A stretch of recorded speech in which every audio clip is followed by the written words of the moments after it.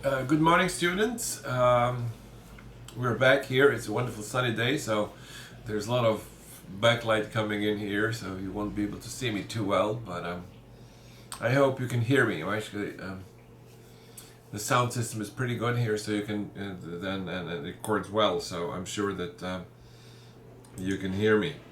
Well, we're working now on beginning a new chapter, chapter 12. We talked about that. Second Great Awakening, and a particular, typical American theology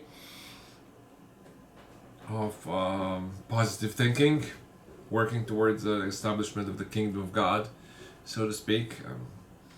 The technical term was post millenarianism, which is just the word that I hate. But anyways, well, one way this Second Great Awakening manifested itself in the frontier, in the American frontier, was actually through the notion of manifest destiny. In other words, and that is the topic of our chapter 12, manifest destiny. And in particular,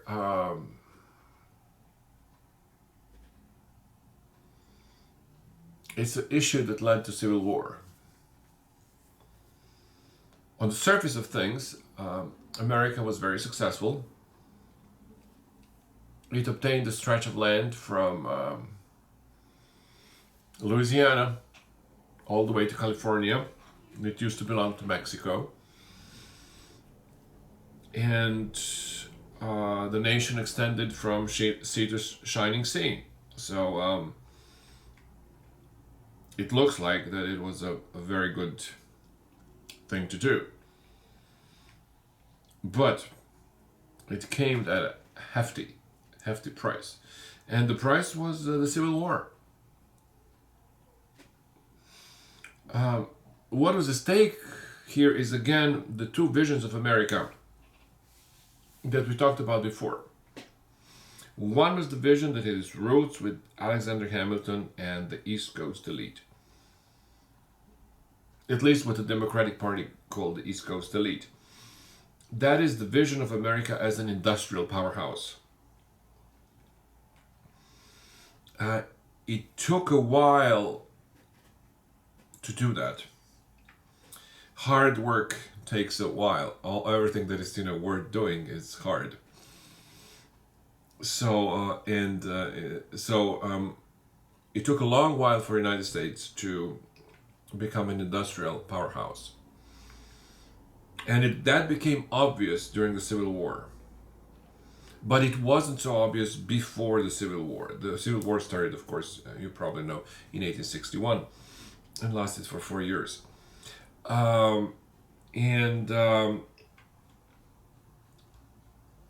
Right after the Civil War, and in the decades from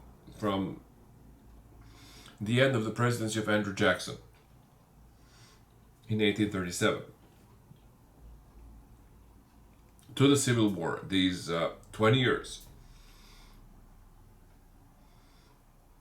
it seemed actually that South and that model of that goes the way back to Jefferson, the model of agrarian democracy was much more successful. First of all, it was much more profitable.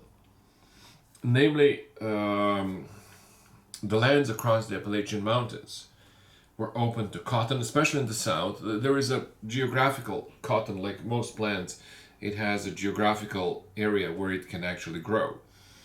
So cotton can grow in it can grow in the south of Ohio, but not in the north of Ohio. It can grow in Michigan. It can grow in Minnesota, but it can grow in southern Missouri.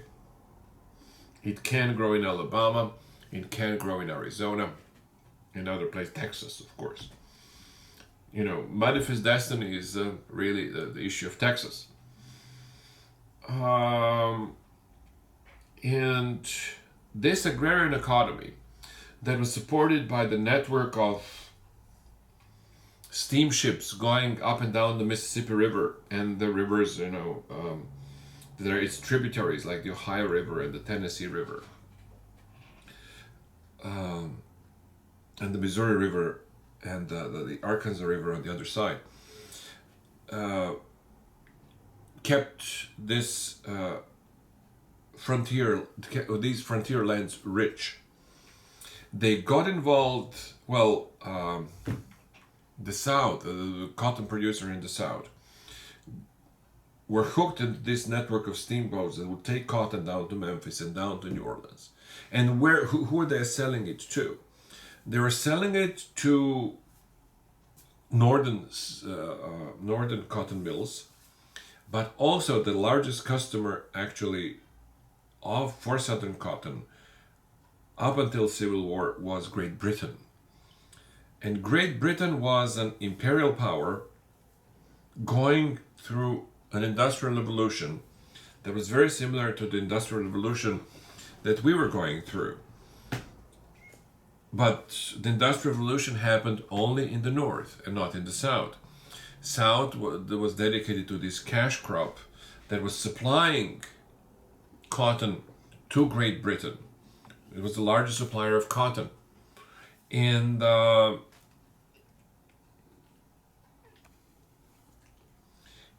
my cat is here. And so what I was trying to say, that these single items economies, like in modern day you have cases of economies like Saudi Arabia or Russia to some extent. Maybe Russia is actually changing its trying to escape this trap. If you have an item that is valuable and you have it available in your country, like Saudi Arabia has oil, then the easiest thing to do is to drill for oil and sell it. So the easiest things for people in the frontier was to acquire some slaves. Not all cotton makers were actually great slave owners. Typically they would have several, 3, 4, 10 slaves on a medium-sized plot, and get things going. And you sell that cotton, you get the money, and in a way you get addicted to this money. You don't do other things because this is the most profitable thing to do. So you don't have actually economic interest to do other things. So this is a tempting situation, but it's a very precarious situation, because you end up depending for all the goods on other countries and other peoples. In particular, South relied on northern manufacturing for everything from furniture to metal objects to iron and so on and so forth. So why you have this steel mills and iron mills being built in the north and in many places, from Pittsburgh,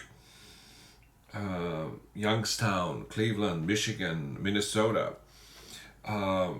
There was only a single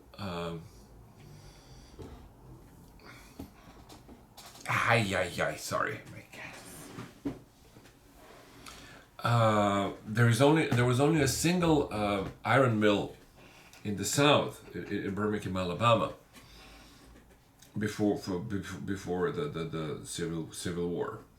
So, anyways, you have all these underlying reasons that led to a great polarization in American politics over the issue of westward expansion and manifest destiny, which is the topic of our chapter. So let's get into the nitty-gritty here. The main issue is the issue of Texas. And what they did in Texas was organized by Andrew Jackson and his cabal, so to speak. Sam Houston was his successor as governor of Tennessee, and also of Scotch-Irish descent, by the way, and a great political ally. So Jackson organized this rebellion in Texas, namely, Mexico became independent in 1821. And it became independent from Spain. There was a rebellion in 1811, 1812, with Father Manuel Hidalgo. And then that kept simmering on, during the War of 1812 and various sort of issues, who was on which side. With finally Agustin de Iturbide in 1821 became the first president of Mexico. And Mexico was a sister republic, so to speak, to the United States. It followed the same principles that established the American Republic. It was the principles of the Enlightenment, of the balance of power, Republican government, rule of law, and things of that sort. And the Enlightenment in general was a cosmopolitan movement. So there was a revolution in France, there was a revolution in England, in American colonies, not in England itself, but in English colonies in America. There was a revolution in Spain, there was a revolution in Mexico. That's the consequence of the idea of the Enlightenment. However, these ideas of the Enlightenment were cosmopolitan ideas. The ideas were not linked to a certain nation. The Declaration of Independence, which is probably the best illustration of these ideas of the Enlightenment, we believe that all men are created equal, doesn't say we believe that all Americans are created equal, or that all Spaniards are created equal, or that all Frenchmen or the Mexicans. It says that everybody, right? I would take these men to be, to include men and women, human beings in general.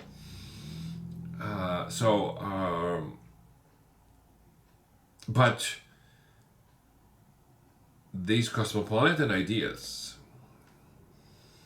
and cosmopolitan means that the whole world is my homeland. That's what the original Greek word means.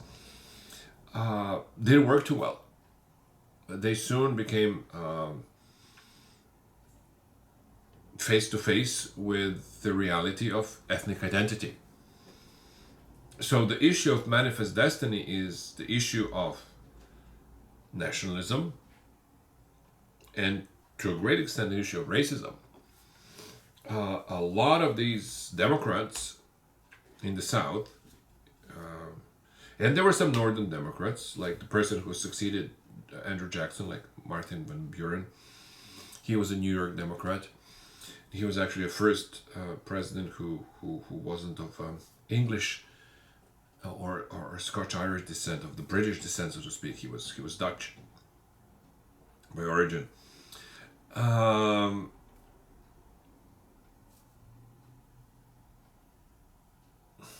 Sorry, I lost my train of thought for a second.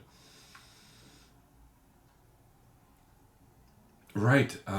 Soon, racial issues popped up.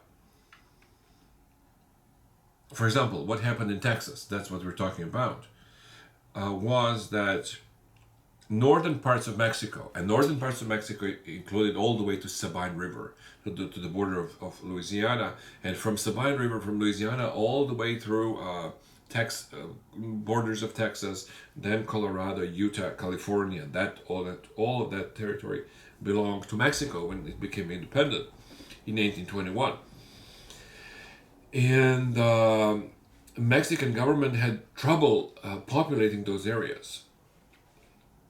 Mexico is a strange country because its core around Mexico City, the highlands of central Mexico, is heavily populated by the fringe areas like the north, beginning with the Sonora Desert and other places that extend into Arizona and New Mexico. It's a very, very dry land, and very few people live there today, except the millions of retired people that go to Arizona to live in the desert. But otherwise, it's not a pleasant place to live if you're a farmer.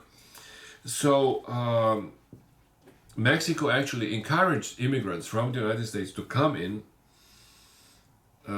Texas and that whole area, northern Mexico, what they call northern Mexico, in Mexico, and settled down. There were a couple of conditions.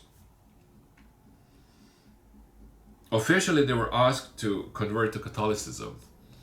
That's an old Spanish trick that I talked to you about before. That was, from Isabel of Castile, the queen that sponsored Columbus. That, as long as you're Catholic, you're a loyal subject of the Spanish Empire. They didn't like these things. A lot of these frontier men who settled in Texas were, hard-nosed Protestants. They hated Catholics, but they could live with pretending to do so on paper. What bothered them actually also was, of course, you had to swear loyalty to Mexico, which they did, no problem, in order to get land. Mexican government was giving land to those immigrants. And interesting that, in the early part of the Republic, it was people from the U.S. that were immigrating to Mexico. They were going to Mexico and to make the living there. And the third, oath of loyalty, Catholicism, and the third was the biggest problem. Slavery was prohibited in Mexico. Mexican, in general, Spanish speaking people in America have this division between the criollos and the mestizos, which is very useful. We don't use it, but we don't use these words. But this is the division that we have. Let me explain what it is. Criollos are people of Spanish descent in Mexico. And in general, it means people who consider themselves to be Spanish. That's a chunk of a population, but not the majority. The rest of the population in Mexico, in Guatemala, in Colombia, in any Latin American country that you go, consider themselves to be mestizos, meaning they're mixed. Indios and Native Americans and Españoles, right? And this is the division that we have in this country too, from the very beginning. You have, people like, John Adams, who, Benjamin Franklin, who, yes, they were, among the fathers of the American Republic, but they considered themselves to be European. Their roots were in Europe. Their roots were in England. So the Spanish would call these people criollos. We call them federalists here, for the lack of the better word. But I think the Spanish term is much more telling, so to speak. And you have the mestizos, which would be our frontier people. So people who live in the frontier land of Tennessee and Arkansas and Michigan and doing all sorts of things, from growing cotton to trapping, for animals. When they trap beavers for fur or something of that sort. In the coal mine, in the iron mines of Minnesota and things, places of that sort. These people are far away from Europe. They are way, way outside of the European culture that people like, Adams and Franklin, Ben Franklin shared. Even Thomas Jefferson, Thomas Jefferson would be a typical criollo. Whereas somebody like Andrew Jackson is your mestizo, or the frontiersman. Anyways, Andrew Jackson then, encouraged these mestizos, American frontiersmen like Davy Crockett, to go to Texas to settle, and then separate themselves from Mexico, create an independent state in 1836 of Texas, and eventually try to join the Union. It was a very profitable thing to do, and that's why My cat needs to go. And it was a very profitable thing to do, but it created a lot of problems for America. What considered what bothered the Northerners the most was that expanding of slavery in various parts of northern Mexico, territories like Arizona, Texas, Colorado, Kansas, Southern California, would also end up making America into a republic of slave owners. That was not the life that they wanted. That was not the future that they wanted. And that's what led to the Civil War. So anyways, Andrew Jackson creates Texas. And there is this baby, huge baby at the borders of the United States that is waiting to be accepted into the Union. And there were all sorts of proposals how to do it. Some people suggested that, Texas should be split in 6 states, and as 6 different states, Texas is huge. So come into union, which would be really a death blow to the American democracy. At this point, forget about winning elections ever again. That's why the Whigs, and later on Republicans, the Republicans kind of grow up of this Whig party, is opposed it. They didn't like it. So, so that's how it started with Texas. With the Texas is independent, and I'm looking at the slide number 2 here, central issue, the issue of Texas. And the list of the presidents. You have the list of the presidents from Andrew Jackson to the beginning of the Civil War. And you have Martin Van Buren from 1837 to 1841. He was a Democrat, Northern Democrat, and a successor to Andrew Jackson. So it's really the 3rd term of Andrew Jackson. But the economic depression that started in 1837 due to various policies of Andrew Jackson, ran on the banks and things of that sort. His presidency was not successful and ended in a horrible defeat by a Whig. He was defeated by William Henry Harrison in 1840, and then he became president in 1841.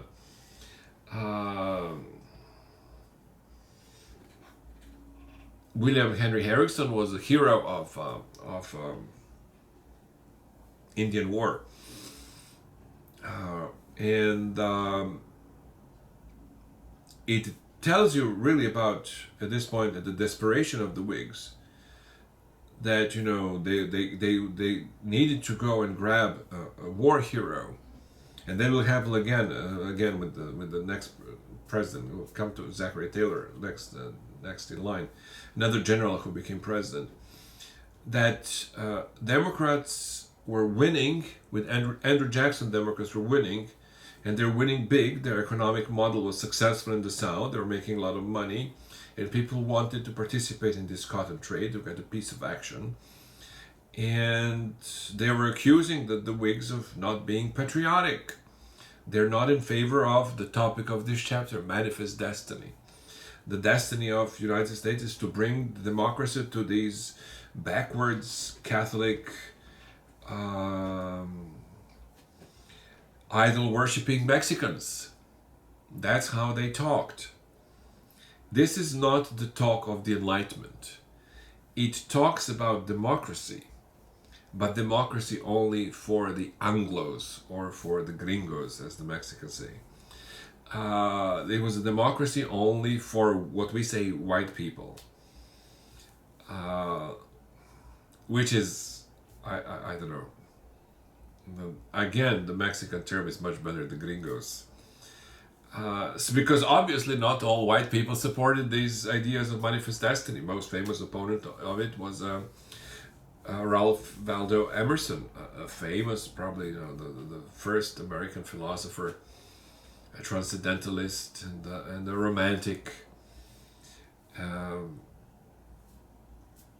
He thought that getting Texas into the Union is like swallowing a poison pill, poison arsenic that will kill you gradually, but it will kill you eventually. So, unfortunately, William Henry Harrison died in the office. He was old and he died of pneumonia. Or maybe it was a coronavirus. Who knows these things, right? Anyway, so he was succeeded by his vice president, John Tyler, who was, then this was the first succession of a vice president after a president died in office. It was the first time the president died in office, and they were not actually sure exactly what to do. The problem was that,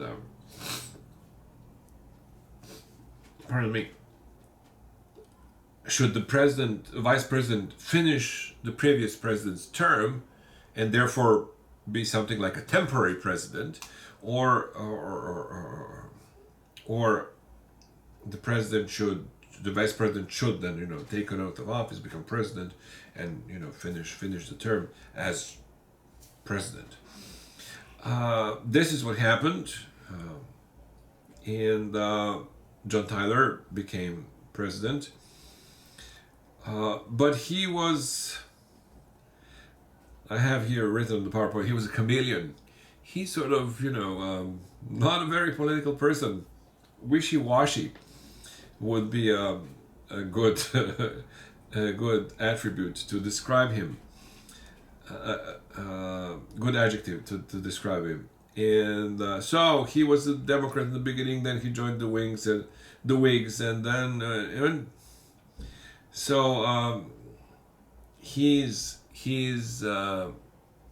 he continued the presidency of Harrison, who was a Whig and who came into power on the platform that Jacksonian democracy is a disaster for America.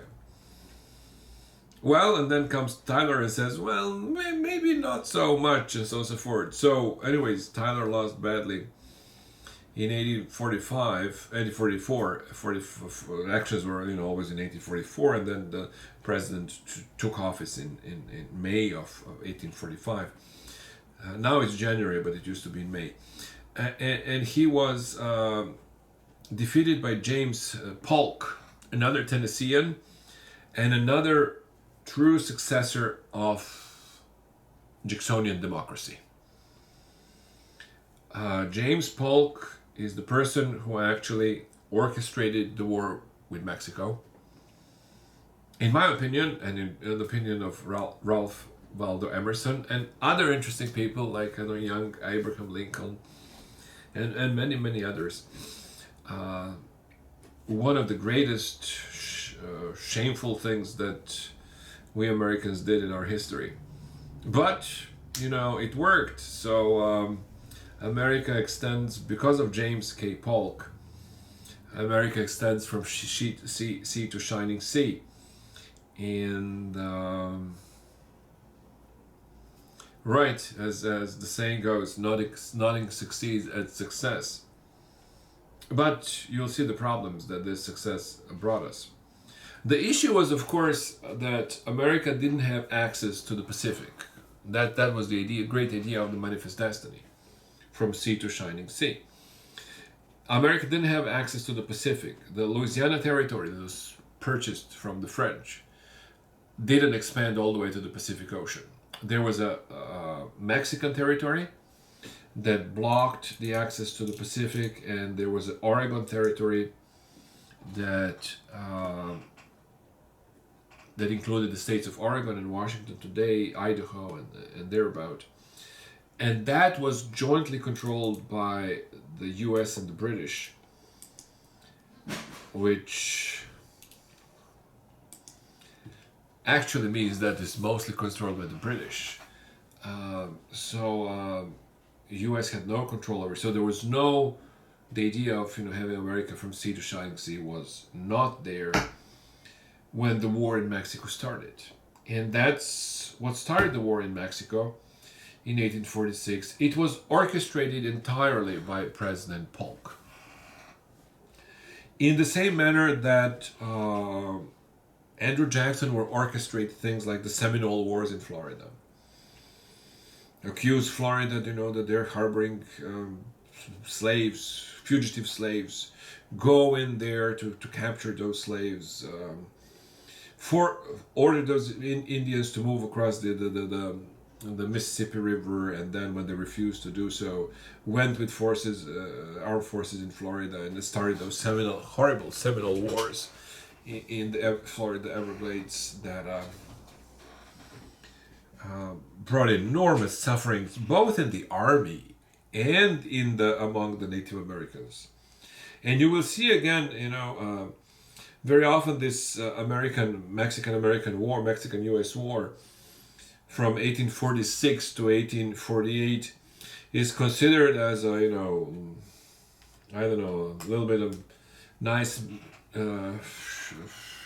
shining military parade that brought Americans all the way to the capital of Mexico, the Ciudad de Mexico. That's the name of the Mexican capital. Mexico City. It wasn't at all like that. It was a very, very difficult war with a lot of casualties, with thousands of American U.S. officers who took part in it, including the future president Zachary Taylor and another future president Ulysses S. Grant and another failed presidential candidate George McClellan and Southern General Robert E. Lee. They were all young officers in this war. And one thing they had in common at this point is that they realized that war is hell. And it brought great suffering to everybody, including to the winners as well as the losers. But James K. Polk led his little war. It was orchestrated in such a way that there was a dispute over the border between Texas and Mexico. Mexicans believe that Texas starts at Corpus Christi, and Americans believe that it starts at Rio Grande, Brownsville, Texas. So he ordered his general, Zachary Taylor, to cross the river and get into Mexican territory, claiming that it's actually American territory. When Mexicans started shooting American soldiers, he pretended that he was extremely offended and so on and so forth, and started the operations against Mexico, started the war, forced the Congress into hysteria to start the war, and then the war went on for the next 2 years. American troops moved into southern Mexico. There was a great battle there at the city of Monterrey in Mexico, which the Mexicans lost, but with great casualties on part of the American army. And Monterrey is good 3-4 hours drive into Texas. When you cross over from San Antonio and when you cross the Rio Grande, then from the border it's another 3-4 hours drive to Monterrey. It's a great industrial city in the north of Mexico with I don't know, now it's millions of people live in it. Anyways, that was and then Americans continued to go further into Mexico. One of the bigger problems, they captured Veracruz, which is the main Mexican port on the east coast of Mexico. That's how you get into Mexico. You get into the port of Veracruz, and then from Veracruz you go inland. And eventually they got it to Mexico City.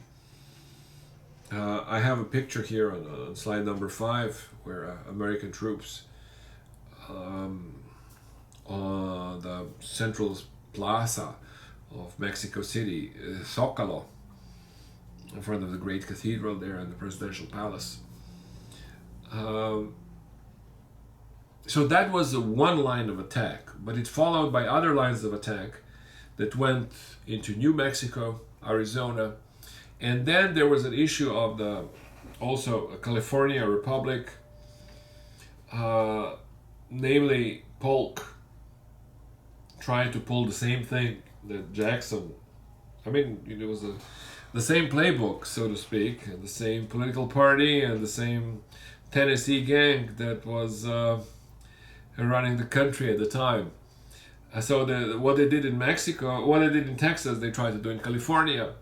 Uh, Anglo settlers, or gringos, so to speak, to use the Mexican term. Gringos who settled in California, they pretended, oh, we are suffering under this Catholic Inquisition and darkness and idolatry and all these horrible things, and therefore we need the republic, and they try to proclaim an independent republic, and these are the origins of the bear that is on on the state flag of the state of California is comes from that rebellion.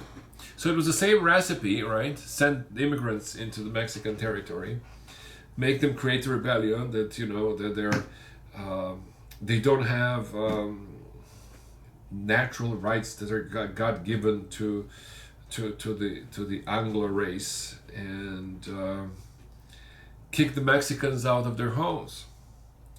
What came as a big surprise was that especially Southern California was inhabited by a lot of Mexicans who had land and who were willing to defend it. And they defended it. They've beaten up the US Army a couple of times, well, badly. So, but overall, Mexico was a very young country. It was only 20 years into its independence. It had problems, political divisions, as I mentioned before, between the criollos, the conservative criollos, and the progressive mestizos that plagued Mexican politics to this day. That's if you want to simplify things. These are the political divisions that still divide America to this day, United States and Mexico, in the same way. And so in the same way that we were defeated by the British in 1812, and we pretend that we were not. There was this victory in New Orleans that Andrew Jackson did in New Orleans, but it was a completely sort of a victory that happened after the peace treaty was signed, after we admitted that we lost the war.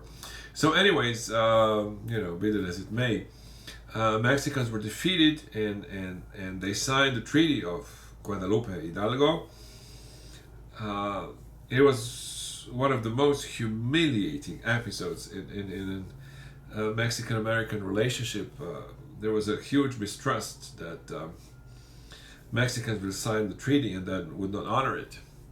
So it was out of the question that the negotiations happened in America, because Americans knew that Mexicans will not accept it.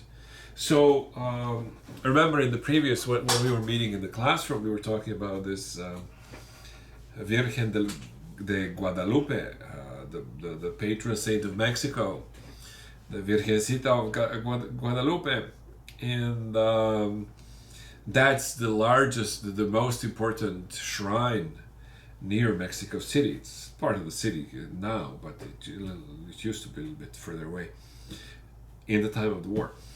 And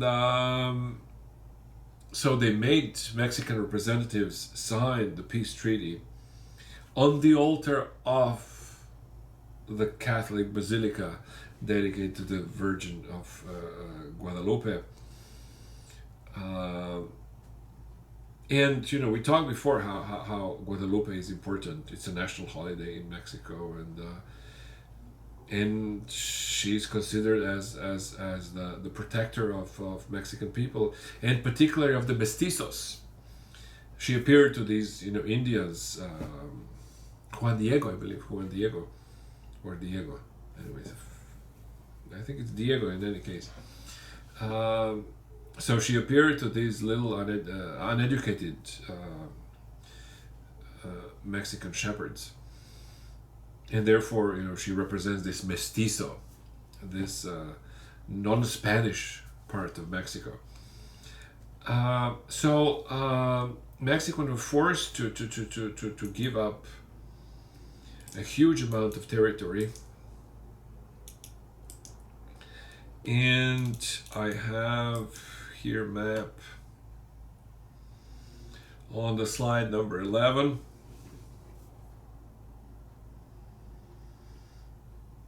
There you have the claims. The Mexican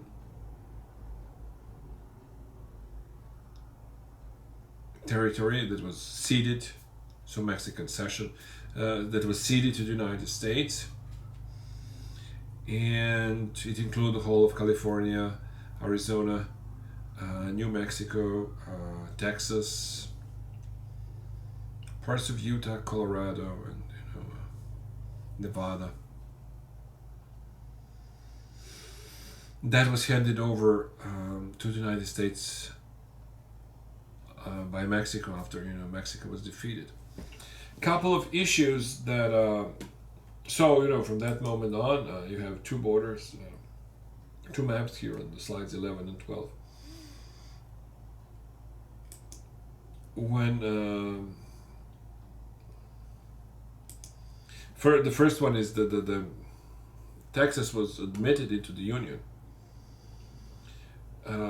without actually firm borders. That was it tells you that it was a fishy business. It was a way to get votes in the Senate. Anyways, so there were a couple of issues that are related to this Mexican secession, Mexican giving up territories to the United States at this peace treaty of Guadalupe Hidalgo. First of all, a good chunk of Mexicans were left living in this territory. They are now no longer living in America. They were no longer they're no longer living in Mexico. They were Mexican citizens. In the treaty, United States agreed that give these people citizenship unless they want to go back to Mexico. They were given an option to go back to Mexico if they want to. But if they don't want to, they can stay and they can become full American citizens.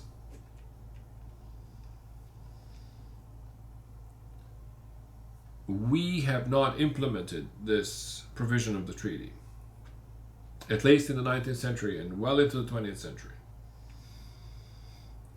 Mexicans who remained in California, in New Mexico, in Texas, in Nevada, in Arizona, and who were given American citizenship were not treated as full American citizens. They were segregated.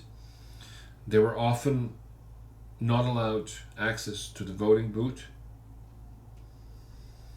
They were personally free. They were not treated as slaves, but so it gives you an idea that this manifest destiny, on the one hand, was based on the expansion of slavery, and on the other hand, it was based on making a segregated system for people of Mexican origin who became U.S. citizens. So, just a little bit of historical background here. A good chunk of Mexicans who live in the United States are American citizens from this time on. And in the last 20, 30 years, because of economic issues,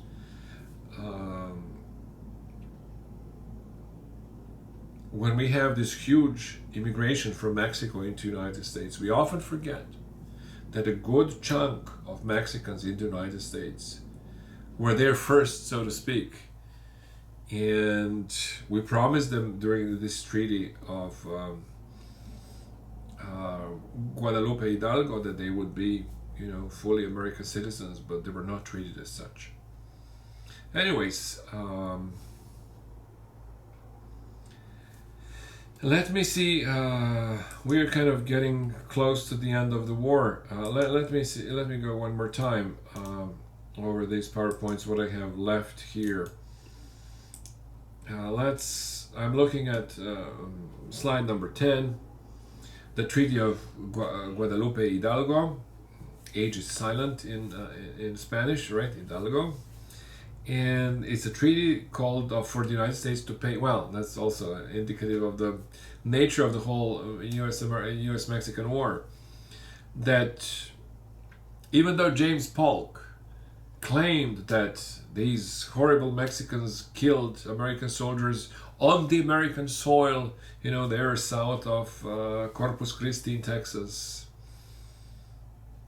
In fact, United States paid $15 million to Mexico, and not only $15 million to Mexico, but it assumed all the debt that the Mexican state owned to American citizens, or various American banks, and so on and so forth. And that was another $5 million US, which was an enormous amount of money.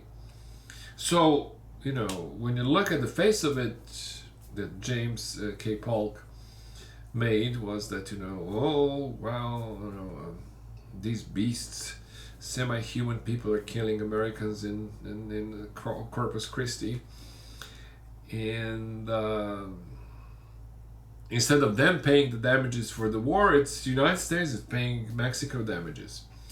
Rio Grande was the river Rio Grande, right? Rio means river in Spanish. So Rio Grande was the boundary of Texas, and Mexico became a boundary. It gave U.S. ownership of California and a large area comprising roughly of half of New Mexico, most of Arizona, Nevada, Utah, and Colorado.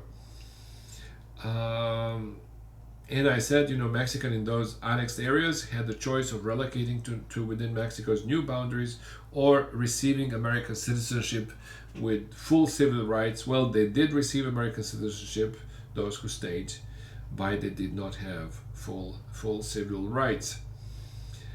So that's your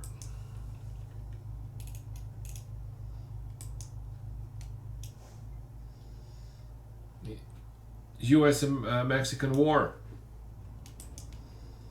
I have also, that brought California and Texas into the Union, two great states, two of the largest states today in terms of population.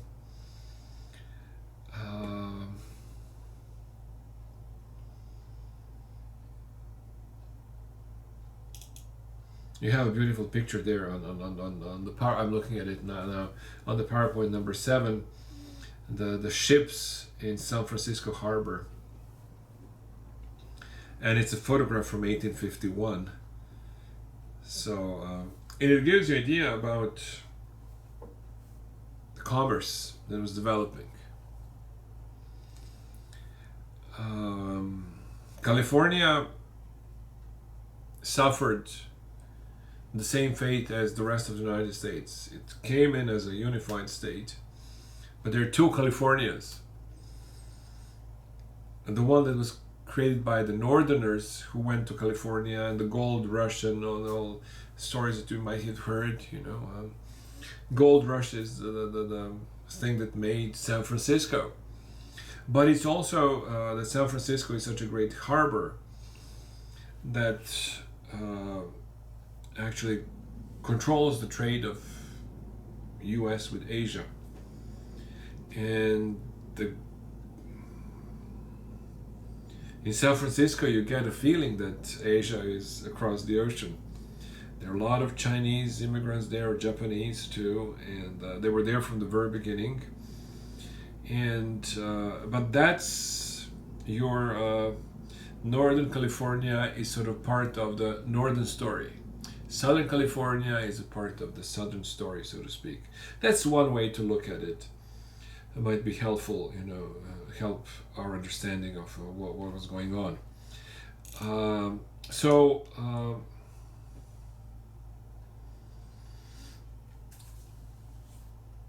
James Polk was successful in this war, but he wasn't successful in obtaining a second term as a president. The general who he removed,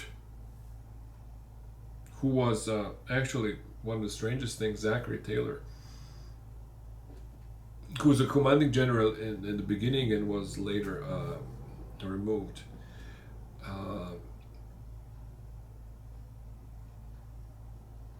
Won a great respect from both the Mexican army and the Mexican population that he behaved in a very humane way during the war, which is rare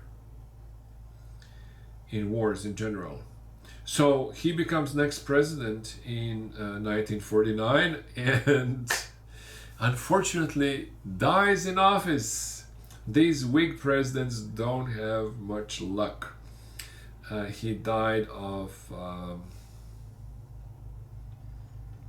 cholera. He died of cholera, and he was succeeded by Millard Fillmore, his vice president. But that much coming up in the next chapter. That chapter is how did we get from Zachary Taylor to the Civil War. But for now, Zachary Taylor dies in his office from stomach virus or cholera or something of that sort. So that's pretty much what I have for you guys. There are a couple of other things that are mentioned here.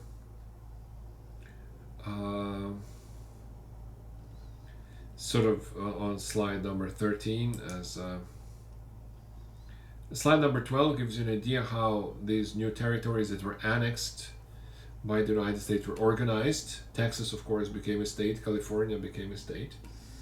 But there were new territories like New Mexico territory, Utah territory, Oregon territory, that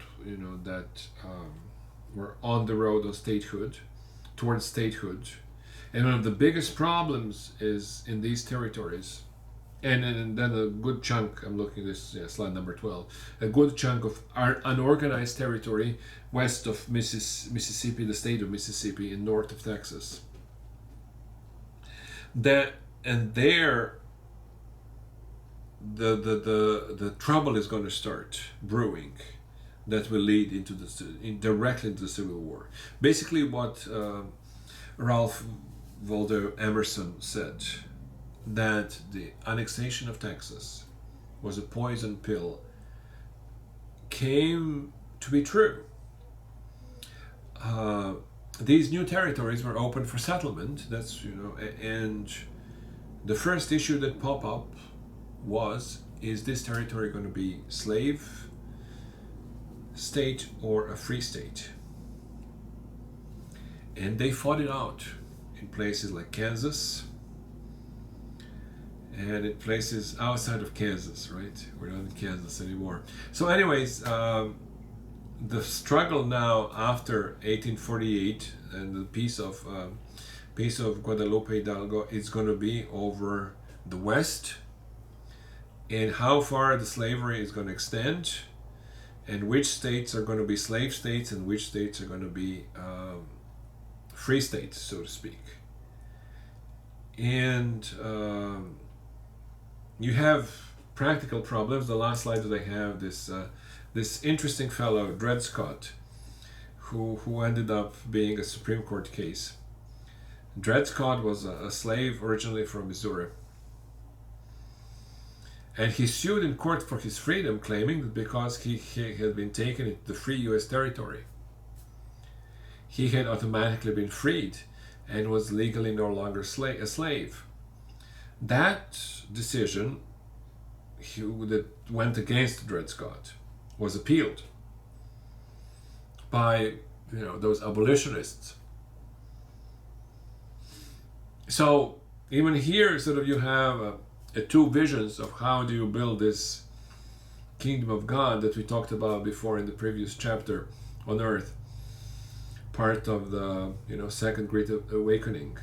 Some people decided to build the kingdom of God through manifest destiny and building a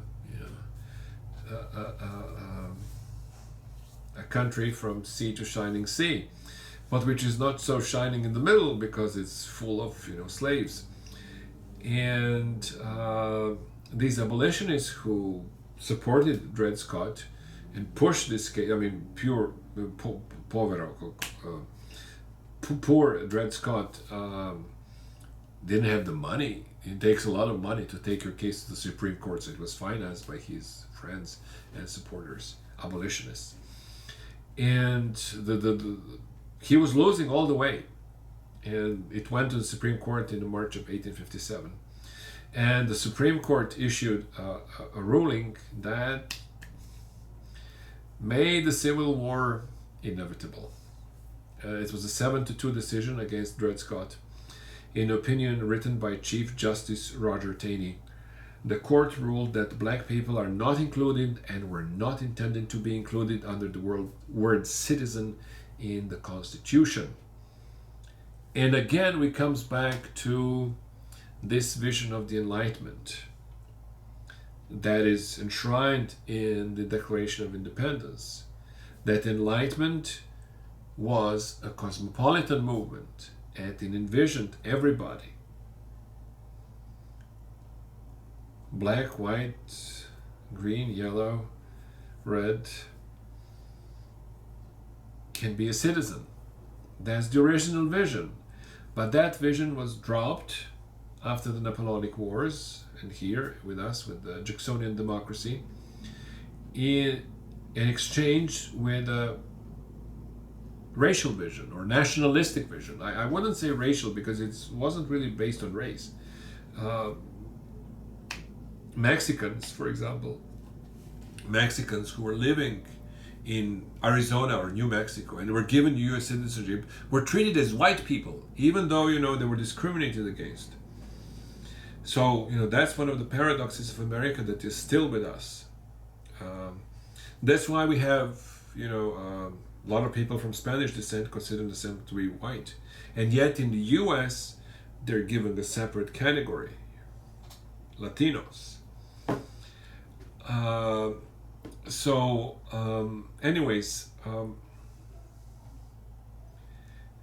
we have this shift from the time of George Washington and the Declaration of Independence and the ideas of the Enlightenment into the new world of nationalism.